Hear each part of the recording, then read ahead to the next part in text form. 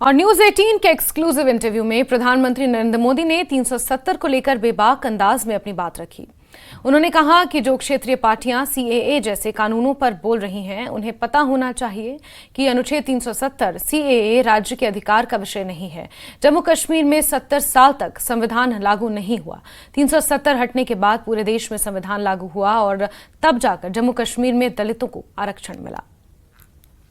आपने पिछले कार्यकाल में काफ़ी बड़े काम किए, आर्टिकल 370 को रद्द किया, सीएए को लेके आए, मगर ऑपोजिशन लीडर्स इस कैंपेन में सब कह रहे हैं कि अगर वो सरकार बनाएंगे तो इन सबको जो है सीएए को रिपील कर देंगे। ममता बनर्जी खास करके कह रही हैं सीएए को इम्प्लीमेंट नहीं होने देंगी। इसको आप कैसे देखते हैं? पहली बात है कि जिसको भारत का संविधान समझ है, जिसको भारत के फेडरल स्ट्रक्चर का पता है, किसके पास कौन काम है वो सब पता है, वो कभी ऐसी बात बोलेंगे नहीं, क्योंकि ये उनके अधिकार क्षेत्र का विषय ही नहीं है। अगर मोदी भी राज्य का मुख्यमंत्री होता है तो नहीं कर सकता है। जो भारत सरकार के विषय है वो भारत सरकार करेगी, जो राज्य सरकार के विषय होते हैं वो राज्य सरकार करेगी। लेकिन जनता को मूर्ख बनाने की फैशन हो गई है, जनता को अंधेरे में रखने, इसलिए वो कुछ भी बोलते रहते हैं। दूसरी बात है, मैं चैलेंज करता हूँ कांग्रेस पार्टी कल प्रेस कॉन्फ्रेंस करके बता दें कि हम 370 वापस लाएंगे, क्योंकि 370 हटने के बाद ये लोग संविधान की इतनी बड़ी बातें करते हैं ना, बाबा साहब अम्बेडकर के नाम पर हमको इतनी गालियां देते हैं। हिंदुस्तान में बाबा साहब अम्बेडकर का संविधान पूरे देश में लागू नहीं हुआ था। जम्मू कश्मीर में 70 साल तक भारत का संविधान नहीं लगा है। ये हमने आकर के भारत के संविधान, और वहाँ दलितों को पहली बार आरक्षण मिल रहा है। वाल्मीकि समाज वहाँ रहता है, वहाँ पहली बार आरक्षण मिल रहा है।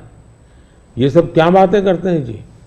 और उनकी हिम्मत है क्या वो प्रेस कॉन्फ्रेंस करके बोले कि हम 370 फिर से वापस लाएंगे? हिम्मत है तो कोई भी दल हिम्मत है तो आ जाए मैदान में।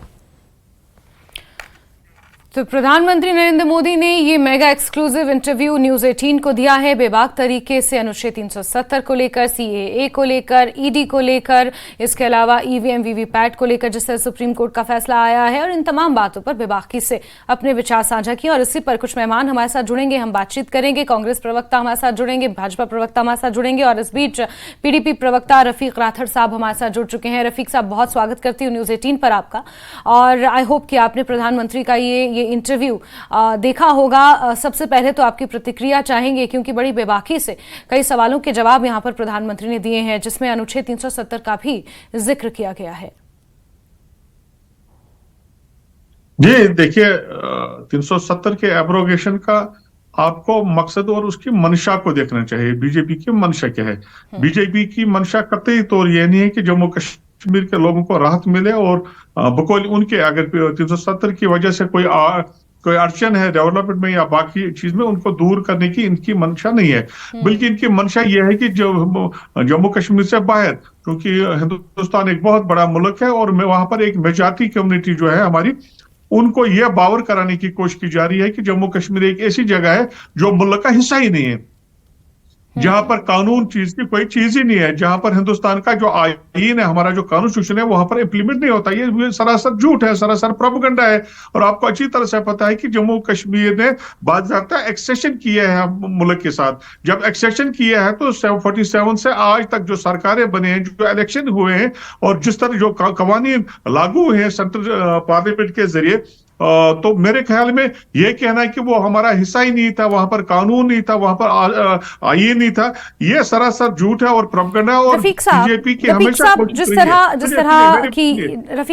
तरह की ये जो बातें हैं, ये तर्क हैं, ये फैक्ट्स जो हैं, ये सुप्रीम कोर्ट में पहले रखे जा चुके हैं। सुप्रीम कोर्ट का फैसला इसको लेकर आ चुका है। उससे थोड़ा सा आगे बढ़कर अगर देखा जाए तो अनुच्छेद 370 के बाद प्रधानमंत्री ये कह रहे हैं कि अब यहां पर हालात बदले हैं, दलितों को यहां पर अब आरक्षण मिला है। कुछ कम्युनिटीज ऐसी हैं जो आरक्षण के दायरे में आना चाहती थी, दुर्गम इलाकों में रहती हैं, उनकी परिस्थितियां बहुत ज्यादा उस तरह की नहीं थी कि वो चीजों का लाभ उठा सकें, और अनुच्छेद 370 हटने के बाद ये तमाम चीजें पॉसिबल हो पाई हैं। लोग अपने अधिकारों के लिए आवाज बुलंद कर पाए हैं, क्योंकि उन्हें पता है कि अब वो अधिकार उन्हें मिलेंगे। मेरी आपसे दरखास्त है कि मेहरबानी करके आप इस प्रोपेगेंडे में ना आए। नहीं, मैं सिर्फ प्रधानमंत्री की बातें रिपीट कर रही हूं sir. Please, you don't do this personal comments like this, but अगर 370 हटाया गया, लोगों के हित में हटाया गया, जम्मू कश्मीर के लोगों के हित में हटाया गया, तो मेरा सवाल फिर आपसे यह रहेगा, जो पहले भी मैंने आपके प्रोग्राम में बात की है, कि यहाँ पर 5-6 महीने कर्फ्यू क्यों लगाना पड़ा है? यहाँ सारी की सारी जो पॉलिटिकल कयादत थी उनको जेल क्यों भेजा गया है?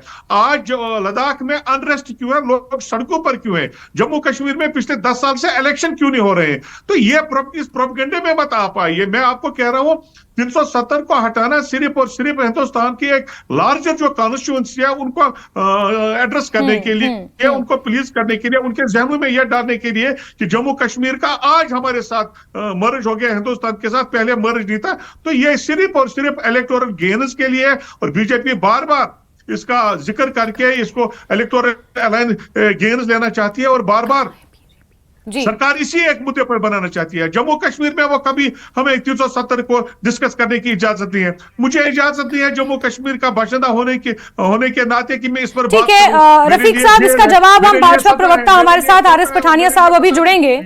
आरएस पठानिया साहब अब से कुछ ही मिनटों बाद हमारे साथ जुड़ेंगे। रफीक साहब, उन पर कोई कदर नहीं है। ठीक है। आरएस पठानिया साहब हमारे साथ जुड़ गए हैं। आरएस पठानिया जी, बहुत स्वागत करती हूं आपका। और बहुत सारे आरोप जो भाजपा पर लगने चाहिए थे वो रफीक साहब ने मुझ पर लगा दिए हैं, because I was repeating what प्रधानमंत्री Narendra Modi had to say about 370 article.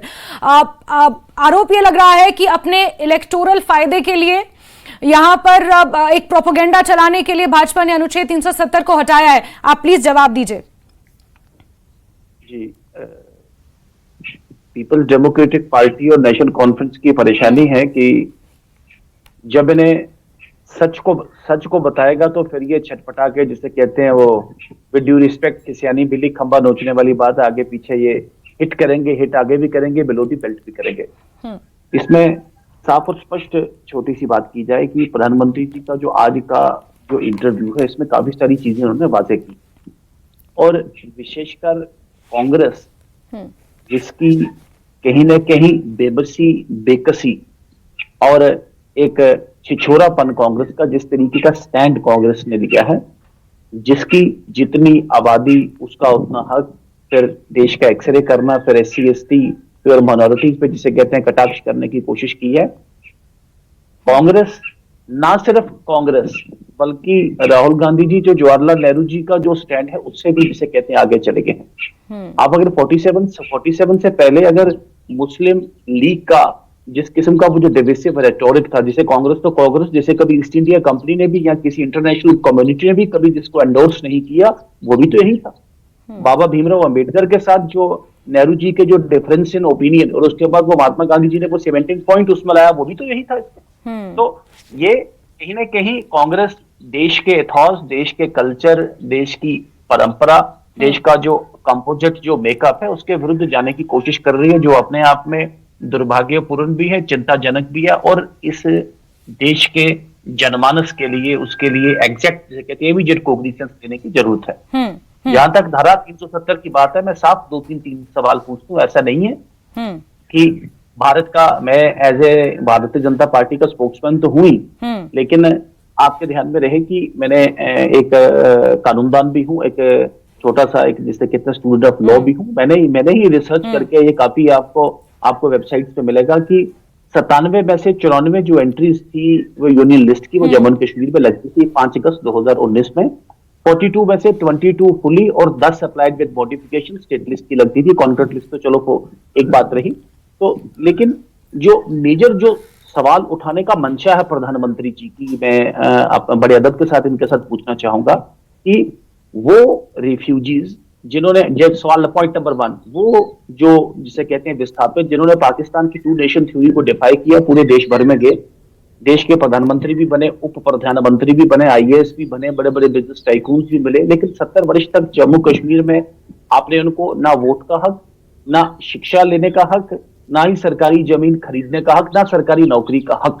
जहां वो दलितों की अगर बात कर रहे हैं, वो वाल्मीकि जो आज से 40, 50 वर्ष पहले जम्मू कश्मीर में, आज तक उनको जम्मू कश्मीर में कोई हक नहीं दिया पाया, लेकिन यहाँ पर रफीक राठौर साहब ये पूछ रहे हैं कि जब आपने पीडीपी प्रवक्ता हमारे साथ हैं आरएस पठानिया साहब, और ये उनका ये भी एक सवाल था कि अगर अनुच्छेद 370 को हटाना ही था तो फिर 4-5 महीने तक यहाँ पर कर्फ्यू क्यों लगाए गए, क्यों इस तरह के निर्णय लिए गए। इस पर मैं आरएस पठानिया जी आपसे जवाब लूंगी, लेकिन रफीक राठौर साहब, कांग्रेस पर भी कहीं ना कहीं एक निशाना है, और कांग्रेस क्योंकि इंडिया गठबंधन और आप लोग साथ साथ चल रहे हो और लोकतंत्र की लड़ाई आप लोग साथ साथ लड़ रहे हो, इसलिए ये सवाल आपसे भी बनता है कि प्रधानमंत्री नरेंद्र मोदी ने जिस तरह से बातें रखी हैं, राहुल गांधी ने जो बातें कही कि एक नेशनल एक्सरे कराया जाएगा, एक इकोनॉमिक सर्वे कराया जाएगा, उसके बाद देखा जाएगा कि किसके पास ज्यादा है किसके पास कम है, और फिर रीडिस्ट्रीब्यूशन कराया जाएगा, इसको लेकर आप क्या कहेंगे? क्या आपको लगता है कि ये सही है? क्योंकि अगर जम्मू कश्मीर में जब इस तरह से एनक्रोचमेंट ड्राइव चल रहा था, या फिर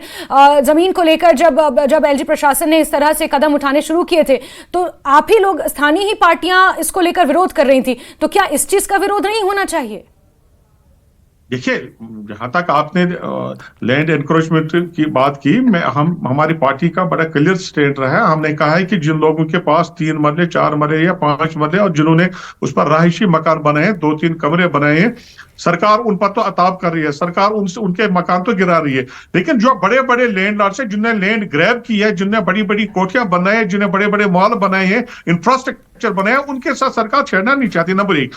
नंबर 2, जितने भी लोग बीजेपी के साथ वाबस्ता है, बीजेपी के एसोसिएशन है या बीजेपी के लीडर्स है, और वहां पर किसी भी किस्म की किसी प्रॉपर्टी को टच नहीं किया गया। अब अच्छा नहीं लगता है कि मैं नेशनल टीवी पर उन लोगों का नाम भी ले लूं जिनके पास प्रॉपर्टी है और कोर्ट ने कहा कि इलीगली उनने ऑक्यूपाई की है, लेकिन उनको छेड़ा नहीं गया।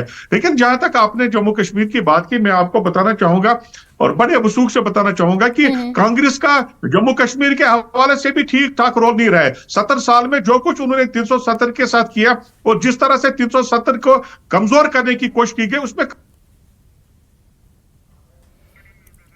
रफीक साहब, आपका ऑडियो म्यूट हो गया है, प्लीज अनम्यूट कर लें। रफीक साहब जी रफीक साहब, आपकी आवाज नहीं हम तक पहुंच रही।